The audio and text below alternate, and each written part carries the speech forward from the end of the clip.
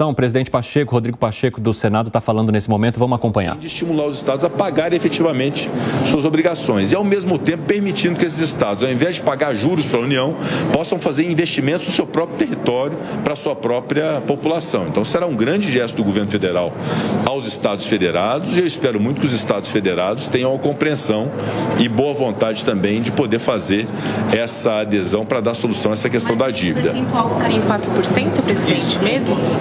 Hoje os 4%, aí seria parte deles como prêmio daqueles estados que derem pagamento de ativos, em pagamento ativos que possam amortizar a dívida. Boa parte disso, eventualmente metade desses 4%, serem nos investimentos no próprio estado.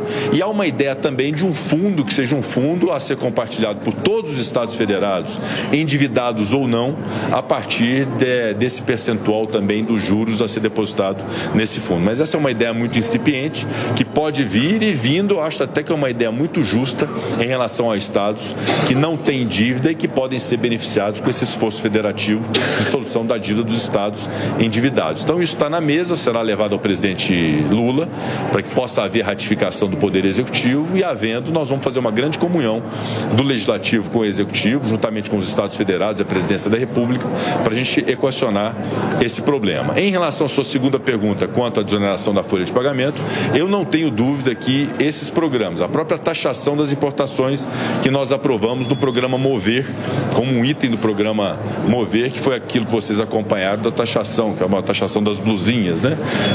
Essa é uma fonte de arrecadação muito considerável.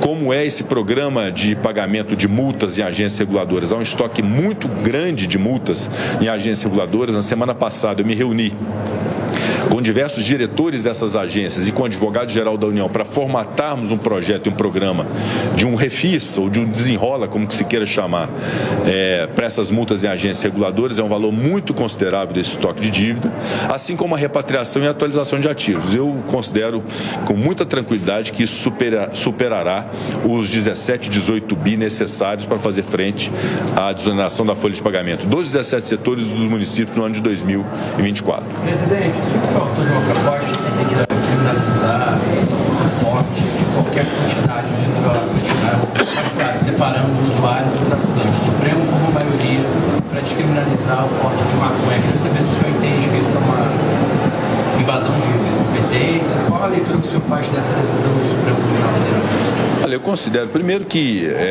nós temos sempre que pregar o respeito às decisões judiciais, quaisquer que sejam elas.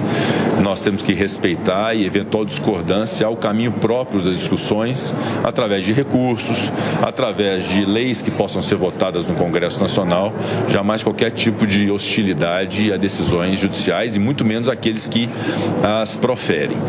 Eu discordo da decisão do Supremo Tribunal Federal. Eu já falei por mais de uma vez a respeito desse tema. Eu considero que uma descriminalização só pode se dar através do processo legislativo e não por uma decisão judicial. Há razões, inclusive, expostas nesse sentido. Essa questão das drogas e da descriminalização das drogas é uma ideia que é suscitada em diversas partes do mundo, mas há um caminho próprio para se percorrer nessa discussão, que é o processo legislativo, a própria consideração de determinadas substâncias como substâncias entorpecentes ilícitas, ou seja, há um critério técnico para se dizer se uma substância deve ser considerada um entorpecente ilícito ou não. E há um rol nesse sentido estipulado pela administração pública através da Anvisa, assim como há uma lei que disciplina que substâncias ilícitas entorpecentes, quaisquer que sejam elas, quem as porta tem uma consequência jurídica. Se porta para consumo, há uma consequência leve, e quem porta para tráfico, uma consequência grave. Então há uma lógica jurídica, política, racional em relação a isso, que, na minha opinião, não pode ser quebrada por uma decisão judicial que destaque uma determinada substância entorpecente, invadindo a competência técnica, que é própria da Anvisa, e invadindo a competência legislativa, que é própria do Congresso Nacional. Então é basicamente isso. Eu acho que a discussão sobre legalização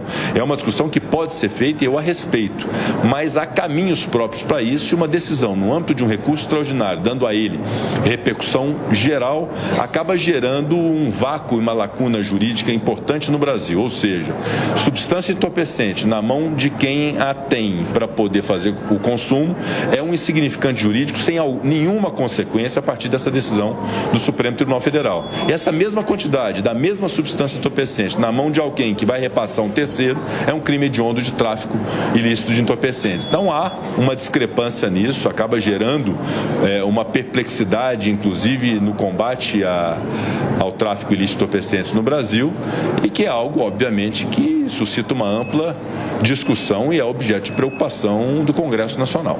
Agora, 4h31, o pessoal da rádio vai para um rápido intervalo. Daqui a pouco espero vocês, hein?